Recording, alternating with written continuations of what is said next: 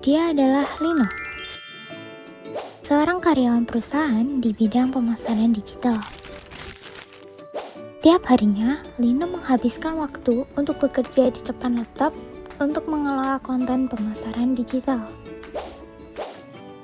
Dalam menyelesaikan pekerjaannya, Lino sering bekerja terlalu lama tanpa istirahat.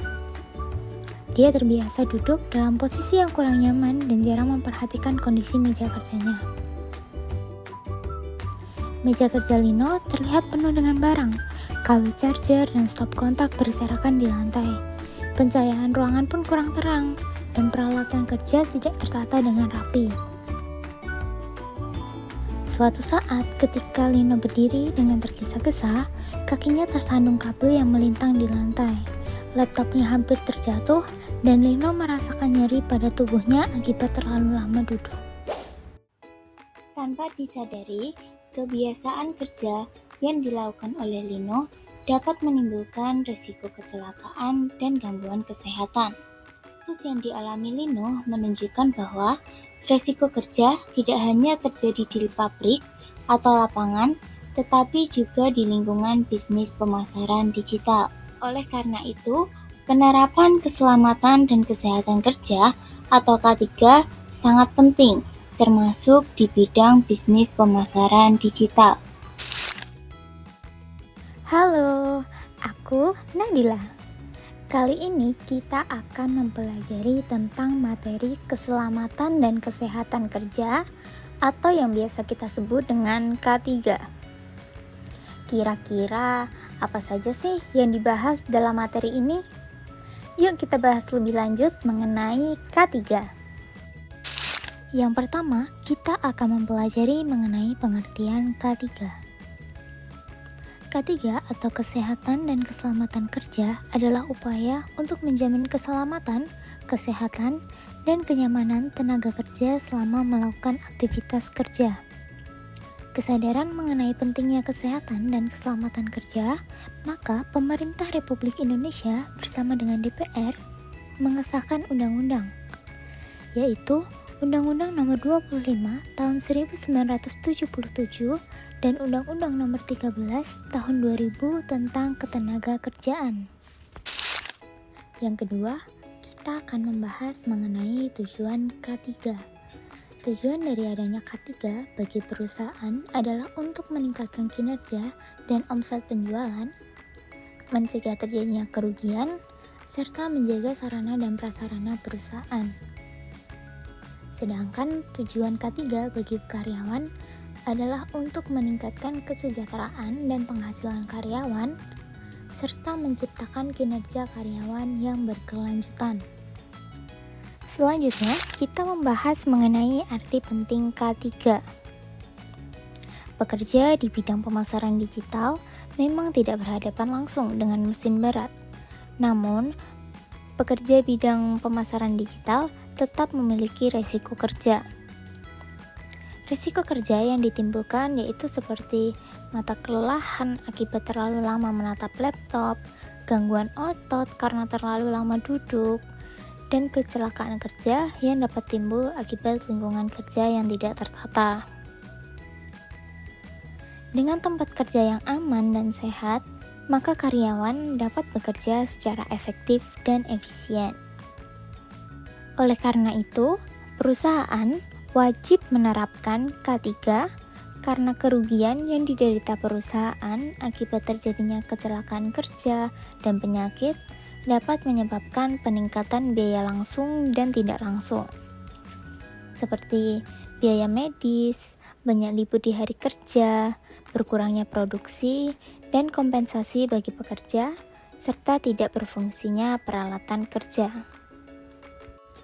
Pembahasan selanjutnya mengenai faktor-faktor yang memengaruhi keselamatan dan kesehatan kerja. Perilaku kerja, lingkungan kerja, peralatan dan perlengkapan kerja, serta manajemen dan sistem kerja menjadi faktor yang memengaruhi keselamatan dan kesehatan kerja.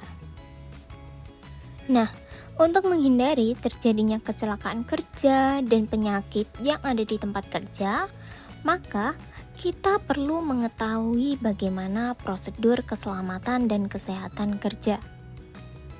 pada prosedur keselamatan dan kesehatan kerja, yang pertama, kita perlu mengenali bahaya di tempat kerja. Bahaya adalah sumber yang berpeluang menimbulkan kerugian. Bahaya ini bisa timbul sewaktu-waktu dan berpotensi menimbulkan kerusakan, seperti kerusakan alat, kerusakan bangunan, bahkan menyebabkan cedera. Sehingga penting bagi kita untuk mengenali jenis-jenis bahaya yang dapat membahayakan di tempat kerja. Berikut ini adalah beberapa contoh dari jenis-jenis bahaya. Yang pertama, ada bahaya mekanik. Bahaya mekanik yaitu bahaya yang berasal dari alat, mesin, atau benda bergerak yang dapat menyebabkan cedera fisik. Yang kedua, bahaya listrik adalah bahaya yang timbul akibat arus listrik yang dapat menyebabkan sengatan listrik, konsleting, ataupun kebakaran. Yang ketiga, ada bahaya fisik, yaitu bahaya yang berasal dari kondisi lingkungan kerja yang mengganggu kesehatan dan kenyamanan pekerja. Yang keempat, ada bahaya biologis, adalah bahaya yang berasal dari makhluk hidup seperti bakteri, virus, jamur, atau serangga yang dapat menyebabkan penyakit. Yang kelima, ada bahaya kimia, yaitu bahaya yang berasal dari zat kimia yang dapat membahayakan kesehatan melalui kontak langsung, terhirup, atau tertelan. Setelah kita mengenali bahaya di tempat kerja, selanjutnya kita perlu mencegah atau mengurangi terjadinya risiko kecelakaan kerja dengan membuat job safety analysis. Kegiatan ini berupa memilah setiap operasi, lalu pengecekan bahaya yang ada, dan memberikan pemecahan masalah untuk mengurangi bahaya yang dapat ditimbulkan di tempat kerja. Yang ketiga, yaitu penilaian risiko. Penilaian risiko adalah prosedur yang dipakai perusahaan dalam mengelola risiko yang dihadapi oleh pekerja dengan baik serta memastikan keselamatan dan kesehatan pekerjanya. Yang keempat, ada alat pelindung diri atau APD. APD ini biasa digunakan pekerja ketika sedang melakukan suatu pekerjaan. Jenis APD yang dipakai itu berdasarkan potensi bahaya yang timbul dari suatu pekerjaan. Dalam bidang pemasaran digital, APD atau alat pelindung diri yang mungkin digunakan berdasarkan potensi bahayanya yaitu kacamata anti radiasi untuk mengurangi radiasi pada layar komputer, headset dengan noise cancellation untuk mengurangi kebisingan, kursi ergonomis untuk mendukung postur duduk yang lebih baik, laptop stand untuk meningkatkan postur duduk dan mengurangi resiko panas pada laptop. Pembahasan yang terakhir yaitu program 5R. 5R merupakan program berupa penataan dan pembersihan di tempat kerja.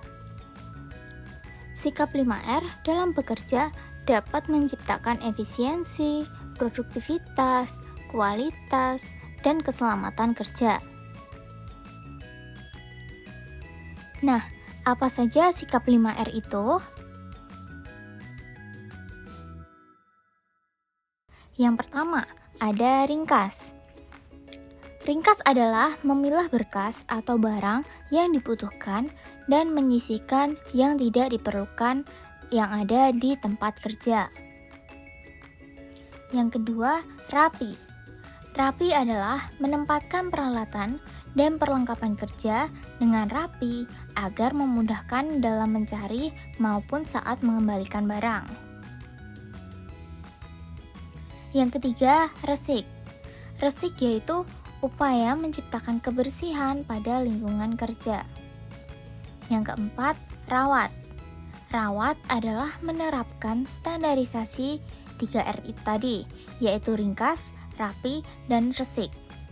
serta menciptakan lingkungan kerja yang terhindar dari kesalahan dan berusaha menjaga serta mempertahankan apa yang sudah dicapai oleh 3R tadi.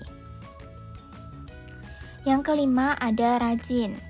Rajin adalah sikap membiasakan diri pada setiap karyawan untuk memelihara dan meningkatkan apa yang sudah berhasil dicapai. Dengan menerapkan sikap 5R yang sudah disebutkan tadi, risiko kecelakaan kerja itu dapat diminimalisir. Kecelakaan kerja yang dialami oleh Lino dapat diperbaiki dengan menerapkan sikap 5R. Yang pertama, sikap rapi. Lino dapat menata meja kerjanya agar lebih rapi dengan menyusun dokumen, kabel, dan peralatan kerjanya. Yang kedua, ringkas. Lino dapat mengurangi barang-barang yang tidak diperlukan yang ada di meja kerjanya, sehingga lebih mudah bergerak dan mengurangi risiko tersandung. Yang ketiga, resik. Lino bisa membersihkan meja kerja dan lantai dari kabel-kabel yang berserakan, serta memastikan pencahayaan ruangan itu cukup terang. Yang keempat, Lino bisa merawat peralatan kerja dan meja kerja agar tetap dalam kondisi baik. Yang kelima, rajin. Lino bisa lebih rajin mengatur waktu istirahat, melakukan peregangan, dan memperhatikan postur duduk saat melakukan pekerjaannya. Dengan menerapkan sikap 5R, Lino bisa mengurangi risiko kecelakaan kerja, meningkatkan produktivitas, dan menciptakan lingkungan kerja yang lebih nyaman. Nah, itu dia pembahasan mengenai keselamatan dan kesehatan kerja atau K3. Penerapan K3 yang baik itu tidak hanya mencegah terjadinya kecelakaan kerja, namun juga akan menciptakan lingkungan kerja yang sehat, aman, dan produktif.